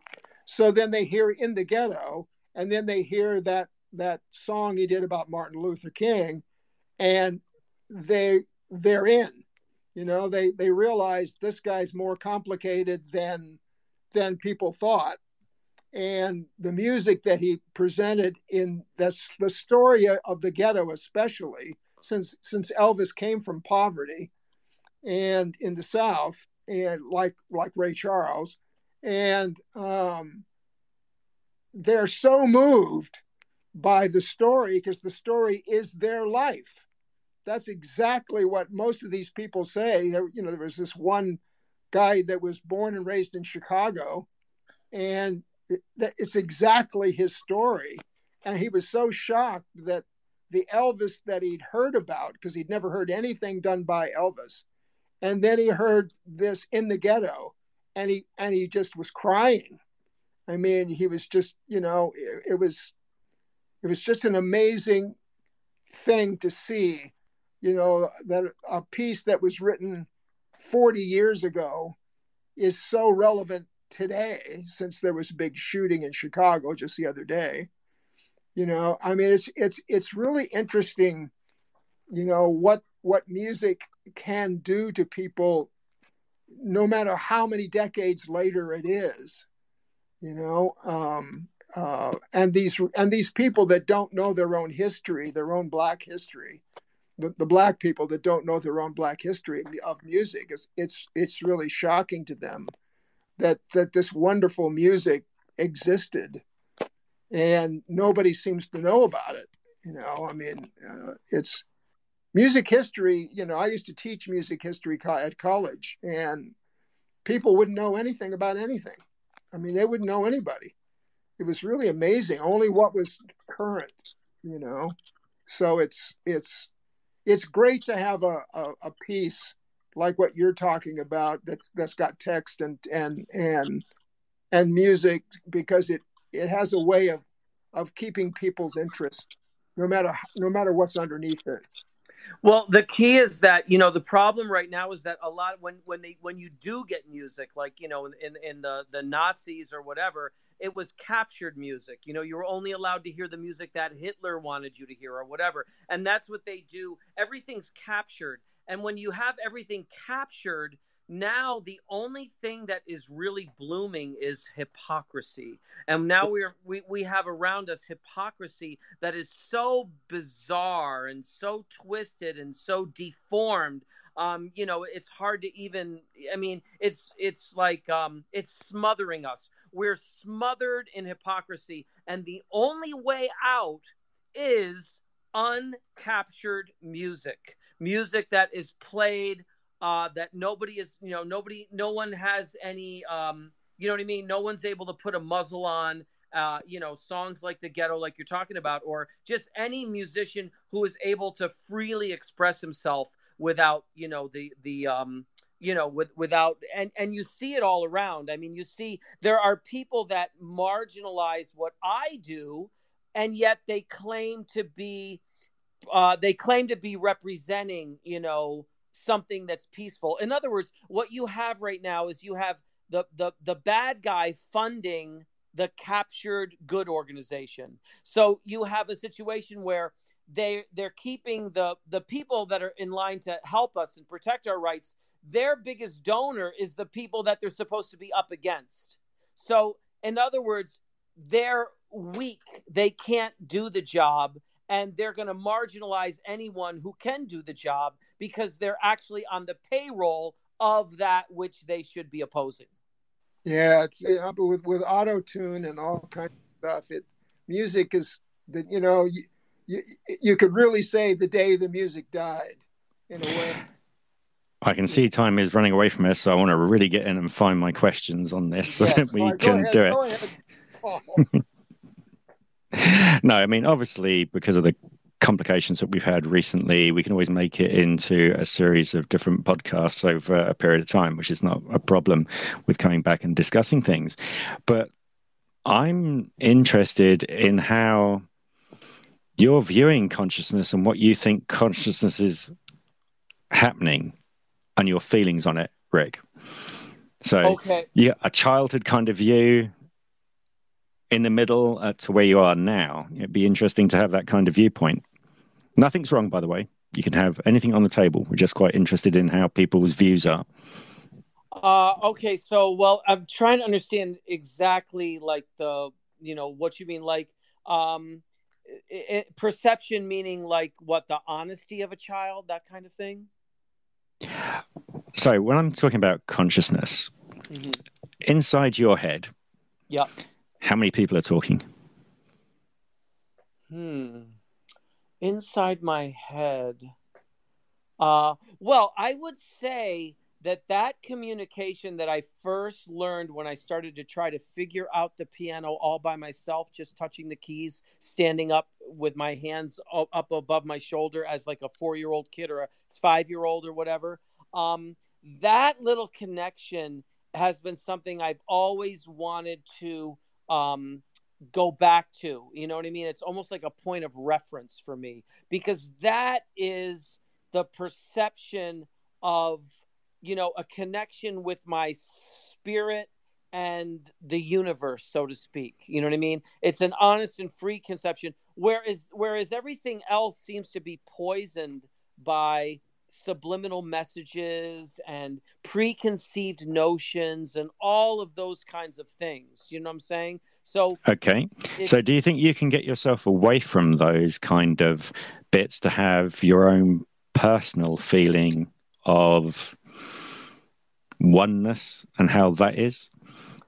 Well, what I do to try to channel that is I will literally sit at the piano and I will play in the manner of which you would see someone practice Tai Chi. You know that Oriental type. Yes. Okay. So you know how they're going like super phenomenally slow, right? Yes. Tai Chi. So that's what I will do often at the piano. I'll just sit there by myself and I will practice. I will play at a super, super slow level like that. And it's kind of the same as what the Tai Chi person is doing. It's a transcendental type of, you're trying to transcend the actual activity. Do you see what I mean? Definitely. And how does that make you feel?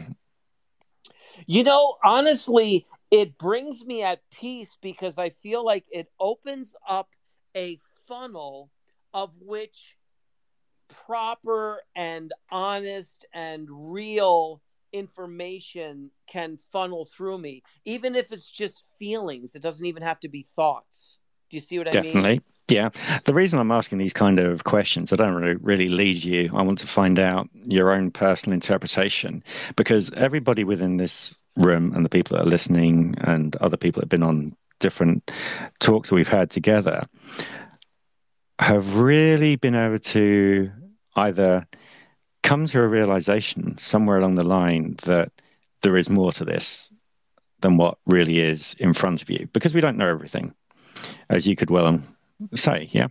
Well, we're so far from knowing everything, because Yeah. I think the more we know, the more we realize that we're boxed in with things that aren't even true. I mean, so much of the history they're finding out isn't even true. We're studying things that aren't even true. I mean, you know, I was in Nigeria for one of my recent concerts, and you know, there's an African musician very famous from Nigeria named Fela Kuti, and one of the titles of his pieces, his pieces are like a half an hour long, one piece like 45 minutes long, but the title of one of them is "Teacher, Don't Teach Me That, you know, Garbage," or something like that, meaning that, you know, we're actually being taught something wrong, and when you learn something wrong, you're way behind someone who never learned it at all, because if you never learned it at all, you have a chance to, you know, if you learned it wrong, you have to unlearn it. So, you know, there's so much more. And I mean, just one thing that's amazing to me is that I will have thoughts come into my being, okay, and the very next day I will see that person or talk to that person, or something will happen with that person, and it could be someone I haven't seen in 15 years, 20 years. And almost every time it happens, I try to stop myself and say, why am I thinking of that person? One time it was in the morning, I was sleeping, and I'm talking to a person who had lived here in the 1990s. Then he moved back to Brazil, which was his homeland. And he was living in an island off of Rio de Janeiro that's, you know, thousands of miles away. And even if you went to Brazil, you wouldn't even get anywhere near where he was living, called Niterói. And this person and me carried on a conversation for about 3 hours until I woke myself up, because I realized I'd been sleeping all this time. And I said, that was so crazy. I went to the piano where my computer is. I turned my computer on, and I went on Facebook or something. And when I went on Facebook, there was a message that he had passed away that night. I mean, that just fits in with so many things that have happened that Meyer and Melissa and Tamara and also other people have seen as well. And it's phenomenal when that experience happens to you, because it is such well, I have to put it down under the oneness category, I think, is the way. And again, as I say, language just doesn't really fit there. Because Myron, you've had similar kind of stories and experiences, haven't you? Yeah, there's no question that a couple of things I wanted to tell him. One of them, John Cage wrote a piece. Oh, can I just pause you, because Melissa's about to run away, and Melissa would like to just say something if she's got the opportunity. Go ahead. Oh, thanks, Paul. I was just going to exit the room, but thanks for giving me the opportunity. I just wanted to say, Rick, thank you so much for coming along. It was great listening, and we learned a lot. And thank you for everybody that came into the room and listened and contributed as well. And yeah, I'm looking forward to our next podcast, and wish everyone an amazing day. Yeah, thank you so much, Melissa. Yes, thank you. Speak to you soon. Continue, Myron. All right, there's two things. One, I don't know if you know, there's a John Cage piece in Europe right now where they play one note every year. That's it. Wow. Because I know he had that one with silence where you basically just sit there for 23 minutes and don't do anything. And that's the piece. It's actually 3 minutes and 25 seconds. I think that's the time. Okay, good. Oh, I'm glad it's not 25, because no. That's a long time to sit still. But yeah, that's amazing. Doing it. They're actually still doing it. Every year they have a celebration, and they come in and they play the note for that year. And then so it's supposed to take 25 years. It might be over, actually. I'm not sure. So you're saying every 25 years somebody plays a note? No, every year somebody plays a note, and it was supposed to take 25 years or something. Oh, my God. That's wild. It could be over now, but back to consciousness. I know that when I'm having seizures, I have epilepsy, and so when I'm having seizures and I sit down at the piano, I can still function at the piano because that part of the brain epilepsy doesn't affect. They don't know why, it just doesn't, and because it's a different part of the brain. Wow. And so when I'm improvising, I won't remember anything that I improvised, but I can, when I'm playing, it soothes my soul, and it helps me get through what they call the postictal part of a seizure, which is the aftermath. And but the music itself is actually unknown to me because the part of my brain that would remember it is not functioning. So there's no way I could remember what I play when I do it. My neighbors know because I have a full-size grand in this apartment I have, and so they know. But I don't remember. But it does work through the alienation of the damage that the seizure has done. So when I have this kind of, I don't know about you, but every once in a while I have this call to go sit at the piano, just go there, sit Sure. and play anything. But it seems to have its own idea about what it wants me to do, and exactly the same thing happens in my art. Because I do lots of art. I'm an artist, actually, more than a musician anymore. Wow. And when I get the call to do the art, I see this vision, and then I do the art. And so there's exact parallel between, like, doing a sand painting, if you want to look at it that way, and then going to the piano and interpreting that image or that vision in sound. And I don't write any of that down, and I don't keep it. I just let it go free back into the universe. But that there is a connection between my conscious and the music. And there are times, I don't know about you, but there are times when certain kinds of music is something I must do, and at other times there's other kinds of music that I must do. And they're very different. One might be like jazz, one might be like classical, one might be like pop.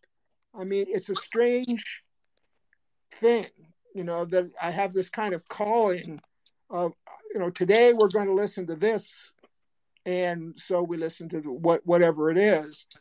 And I don't jump back and forth between types of music. In other words, I don't play a Chopin etude and then play, I Want to Hold Your Hand. They're not in the same world. They're in two different worlds. Right. And so the cosmology of the sound is different.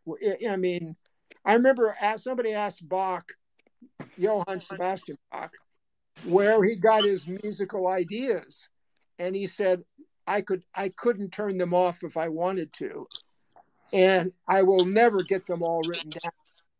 So music was constantly in his brain. It was almost never ever not there. That's a good one that I'd like to jump into and ask. I mean, I know that, Rick, I think you only got a few minutes left, haven't you, on the clock? Right. So where Myron says that you can't turn your brain off, where do you think actually consciousness comes from? I'm guessing that we are, born into it. I mean, it just, when we're born, we are automatically connecting with some sort of a, some sort of a spiritual connection starts to take place, between us. I mean, if you look at all beings, I mean, there's just incredible consciousness and perspectives that they all have. I mean, a turtle actually has, I believe it is 13 of those little squares because there are 13 months of the year of 28 days. And we're the ones who have it wrong. I mean, so the Did not know connection that they're making with, they have 13 of them. And that's because it's one for each month, 28 days long. And I mean, you look at the animals like dolphins and whales and the connections that they have in the sonar and the these things. And so I think, I think it's something that we lose rather than get. We already have it. And, we go backwards with all of the, all of the learned nonsense that we're involved in now. To kind of pre-program things, the kind of what is it? The training people dogma to do this, to do that. Right. I wanted to go through this very quickly. So, because obviously existence turns up, and then you have dimensions and everything else within it, and physics and the chemistry side of it, and all the other bits and pieces. In 2023, as we are now in May, and as far as I've worked out and have this theory in my own head until I'm proved, I've got more information that could prove it wrong. I've always known that you need at least 2 or 3 things to produce a reaction. Yeah. Okay. And in doing so, if you're going to create existence, where do you get at least 2 of those things from? Because they're going to have to come from somewhere else. And I've always wanted to know the origin point of that, because otherwise it becomes a bit of a paradox. And it's one of those big stories which I've been trying to track down and find the answer to. And it's really nice to have people like yourself within the room wanting to come and talk and explore those things. And that's what we all really like to delve into and just discuss and see what happens. What's really fascinating is that music, like consciousness, has evolved from a very, very, very, very primitive, form to what it is today. I mean, over, 15,000 years, 20,000 years, music has gone to basic pentatonic or whole tone sounds of just three pitches or 4, and look what it's come to. I mean, it's really interesting that our visual representations and our auditory representations have evolved over the millennia of human consciousness evolution. So the real tragedy is that when we seem to have come to a place where we have stopped that evolution, or we're on hold for some reason of that evolution, or we're just in another dark age where nothing is being produced that's really particularly profound. But if you just look at history, going straight back to the Mesozoic, even Cro-Magnon man was playing simple flute pieces. So you're all the way to Bach, all the way to jazz today, all the way to present moment. Music has been evolving along with art, and it's that, and for that to just disappear and not to be in the schools anymore and not to be taught anymore is such a massive tragedy that I can't think of anything more tragic than that.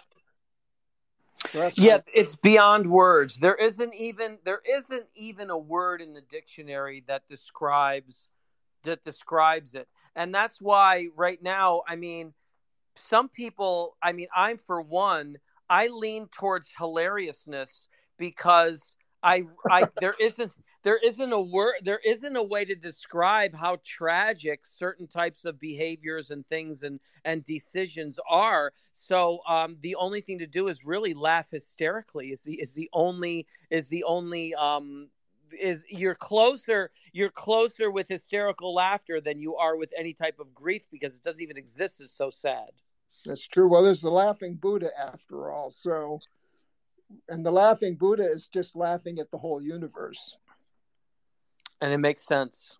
Yeah. But I don't think we've even tapped into the full powers of healing with music, with sound, and with the arts and with culture. So, here's the thing. Here's the interesting thing that I haven't had a chance to mention was there's these people. There's a guy who wrote a book called The Fourth Turning, where every 85 to 90 years, it's a cycle, and they see how it repeats and repeats and repeats. We are now in the fourth turning, which is a cycle of war.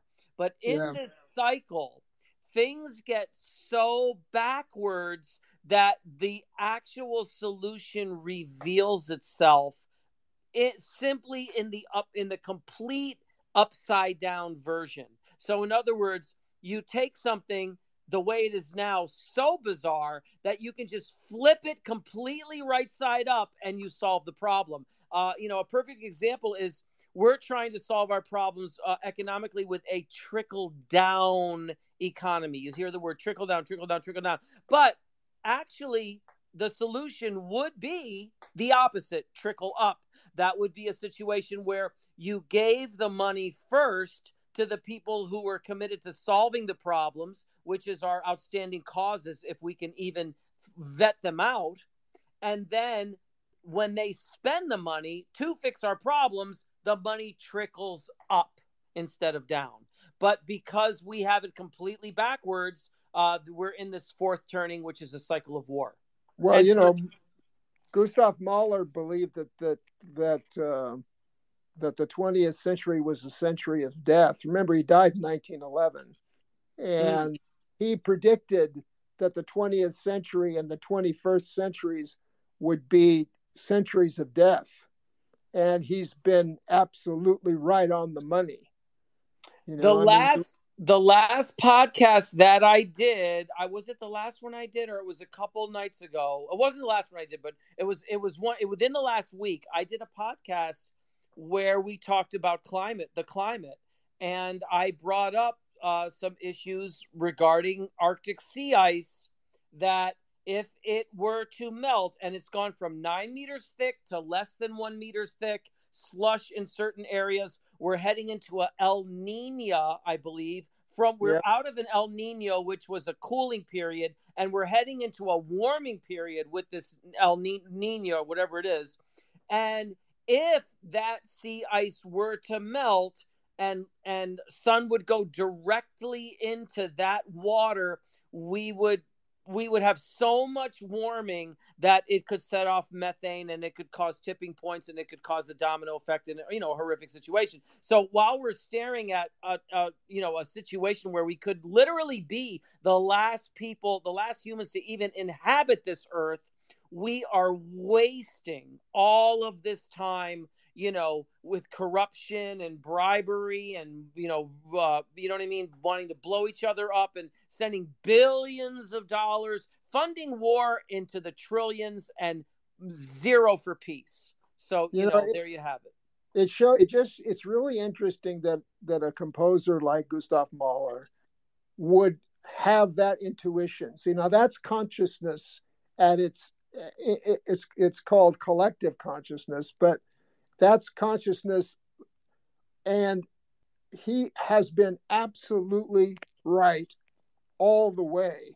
The first 100 years was all the world wars and the plagues, and the second one, which is this 21st century, is also been plagues and wars, and so he knew something intuitively about, because his ninth symphony is a symphony of farewell and death, and he was saying farewell to the world and his own death, and then also the death of what was coming in the next 200 years. And so far, he's been right on the money. So how in the world would he have that intuition? Where does that intuition come from? It comes this cosmic consciousness that I happen to believe in. Absolutely. And the other people that got it right, some other people that got it right are the people that they were interviewing in Tibet. So that story I told you about the weeping camel, where they were able to solve the problem by going and getting the musician to solve the problem. Those same people are interviewed at the beginning of this movie, the saga of the song of the weeping camel. If you ever get to find it, you can probably find it. You can probably Google it and watch it for free. It's 2003, that one. Right at the beginning. Say it again. It's 2003, that one. Yeah. There you go. And they interview these people right at the beginning, and they translate what they're saying, and they're saying the exact same thing. They are aware of it, and they have no TV, they have no radio, but they know what the world is coming to. They have absolutely crystal clear vision. Yeah. People were coming to Jung before World War One. I don't know if you know who Carl Jung is. Maybe you do. Yes, absolutely. Okay. They were coming to Jung and saying, I'm having all these dreams about war and death, war and death, war and death, war and death, war and death. I mean, patient after patient after patient. This is like 1901, 1905, 1910, right before World War One hit. Right. And they were already anticipating the disaster that was coming. And then even composers like Elgar, his first symphony is a farewell to what was.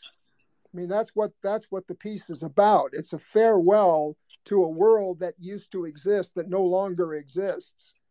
And so music had hit all of these composers, and they were all talking about the negative nihilism that was heading our direction. Listen, when you see these problems, you see they keep going down the same rabbit hole, and what they're doing is they're removing all of the humanity and the spirit and the culture and the life out of music, so that when they deliver you get to hear some nonsense of sound that is devoid of anything that's going to help you in any way. And then they block everything else. They block everything else from hearing it. They make it illegal, or they block it, or they marginalize it, and they do all kinds of crazy things. Now, I had a woman call me once, and I was in Utah, and I was skiing in Utah, and the woman calls me up and she says, "Hi, Rick, I don't think you remember me, but I went to school with you in junior high school." I said, "Wow, I don't remember you. To this day, I don't even know what she looks like. I've talked to her a bunch of times." She says, "Listen, I'm having dreams about you every night. Now, listen, I'm not crazy. I'm psychic." She says she's psychic. And she says, "I'm having these dreams. And here's the problem, Rick. This happens to me every couple of years. And if I don't contact the person, I won't be able to release the dream from me to them, and I'll keep having the same vision over and over and over again every night." So she said, "You don't have to listen to what I say, but I have to tell you what I'm dreaming so I can release it from myself." I said, "Okay, no problem. Tell me what you're dreaming." She said, "I'm having this dream where I'm screaming and yelling at you to wake up because some woman is invading your privacy and just tearing through all of your personal things, going through all of your private information, and just going through, this stuff." And I was like, wow, yes, someone's trying to use it against you, right? And I'm thinking, wow, who could that be? Now, there was a woman that was a real sick, crazy woman. We'd never had an event for her, but she was kind of involved in some crazy thing, trying to destroy Jazz for Peace or defame us. One of these kind of people that, like I say, there are these forces that want to destroy good. They want to kill it and destroy it and step on it. And this woman was involved in a thing, and I had to go through PayPal, who is now the guy who owns Twitter. But I think that guy was at PayPal. And I had to go through PayPal and get PayPal to pay me back the money that they had refunded this person who had lied on their grant application. Anyway, I had got that reversed eventually. So I thought it was that person. So I said, "Listen, I think I know who it is." She said, "If you send me a picture, I can identify it." I sent her the picture. Nope, it's not her. I'm like, "Who is?" She said, "Well, the person," and she describes the person with the hair, blah, blah, blah. I said, the only person that I know that your description is my freaking girlfriend. She said, well, if you send me a picture, I send her a picture. She says, that's her. And it turned out that this nutcase girlfriend had to take her to court. See, and thank God this woman told me. And I've never met the woman to this day, never even seen her. I don't know what she looks like even. That's the collective conscious that Jung was talking about, that a lot of people talk about, And definitely just everything is all one and all interconnected, which is good. I mean, that's a great point to leave it on. Hopefully you've enjoyed your time with us today, Rick. Yes, I really did. It was great. What I love is the unique spin that these podcasts have, because Jazz for Peace fits into all these different ways, but it's just great I get to explore your universe with you, and it's a blast. Oh, most definitely. And again, if you do enjoy this kind of thing, you're more than welcome to come back and obviously bring part of the community. And I can always keep you in touch with different people that are obviously coming in and talking, etc. Okay, that'll be fun. We should definitely revisit it. Absolutely. It was great to talk to you, Rick. Yes, likewise. Thank you so much. And before you go, I'm going to thank you very much. But once we actually finish the recording, I'd just like to ask you a quick question. So I'm just going to say once again, thank you very much for all the time. And again, next time it'll be a lot smoother with actual technology at some point. It seems it's happening to other people today as well. Not happening now, is it, Rick? You can still hear me. No, I hear you perfectly. I hear you perfectly. You're just doing that on purpose to make me kind of twitch at the other end.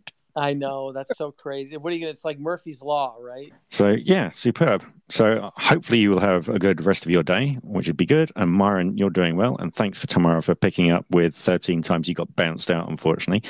If I give you I can't get on. Oh, there we go. Can I invite you to speak? Maybe. Yes, I have sent it to you. Yeah. So Myron, you okay? Yeah, I'm okay. I was really enjoying the music discussion. I mean, I was wondering why no one ever talks about consciousness and music, because Oliver Sacks sure did. Well, the good thing is yourself, Rick, and also there's a American artist. Her name is Marie and Me. So it's Marie Me. Diop, D-I-O-P. Wow. And she actually reached out to me and said she wanted to come and discuss things with us. Okay. And on her website, and I didn't even know this, she's got as a tagline, consciousness is the new rock and roll. So there's a lot of that connection of musicians that are coming to want to chat because they have seen, not because right, it's just exposure principle. It's the fact that there's something that they feel that they need to discuss and bring into a wider environment, which I think is fantastic. Well, vibration and sound are a universal language. Oh, definitely. Good old electrons. The smallest whatever particle moves, it's all vibration. So, yeah. Yep, absolutely. I agree. So, all good and fun. So, again, have to say, hats off for you for sticking through having a few crashes as we did, but no, all works well. And again, you can see the people that are interacting are very polite and obviously know their stuff as well. So